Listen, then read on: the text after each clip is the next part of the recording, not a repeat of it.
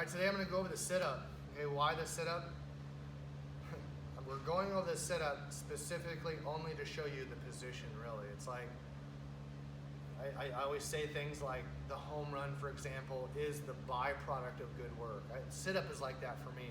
Like when you train real properly and practice, that's all we're doing is practicing a proper sit-up. When you have the proper sit-up practice, plus all the work that develops hip flexor strength and spinal strength and lat strength, the sit-up will improve, okay? So without giving any like, here's the reps and set scheme, no, like first things first, let me show you mechanically and biologically and biomechanically, there is a position to achieve during a sit-up. So first step is, let's give you some objective measures. First thing is comes down to the feet, okay? So when we have the feet, think about when you run, okay? When you run, that front foot lifts, so does the toe. The toe lifts, bam. That lifting of the toe engages the hip flexor, stabilizes the hip flexor. That is the sit-up. The sit-up is hip flexors, not abs. Abs are contracted isometrically, but they're not actually in motion. They're contracted, they're called isometric contracted. Your hip flexors are is the actual muscles, your iliacus and your psoas. Those two muscles in your hip flexors, those are your hip flexors, are the two muscles that elongate and shorten in the sit-up. The abs don't. They contract and they stay stable, and we'll show you here in a minute. So first things first, I'll give you some objective things. First thing, I like to work from the ground up essentially, so feet. So Catherine's gonna come in here and give you like kind of, she's gonna be my stability here. So you'll see this in a PST, you'll have someone stand on your toes, and what that allows you to do is, I'm gonna put pressure, I'm gonna lift my toe. So there's pressure on her underside of her feet, right? In the same way we guys sprint or run, you lift your toe, that foot toe, that toe to shin, fires the hip flexor. So that's the first thing, fire my hip flexor, lift my toes to engage those hip flexors so I can lever my hips. Okay, so that's step one. Stabilize the hip flexors. We want the knees at about 90 degrees. Anything shorter, the sit-up will be harder.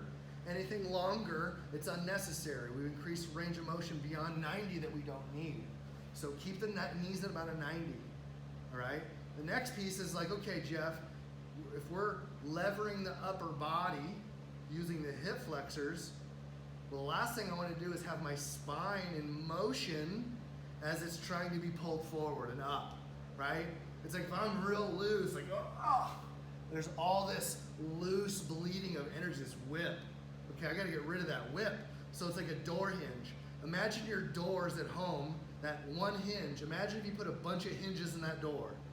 You'd have to stabilize all those hinges so you could shut and open that door. Well, that's what you're doing. Each one of your vertebrae is like its independent hinge. So how do we stop those hinges? Flex my lats. I flex my lats, lift my toes, bam. Now I'm a lever, okay? And a lot of other things, like where do I put my head? Bam. Keep this position to fight. If my neck is here, I can stabilize my lats. If I can stabilize my lats, I can lift my toe.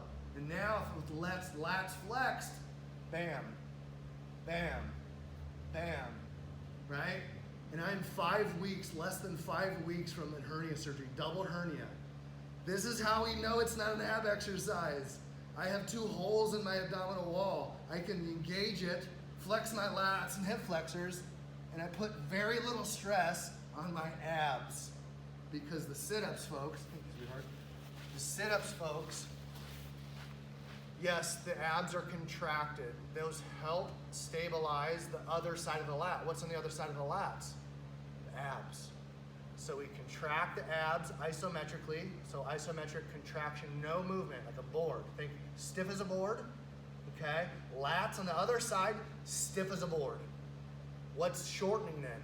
It's the hip flexors that are moving that hinge. So stabilize the hip flexors, lifting those toes.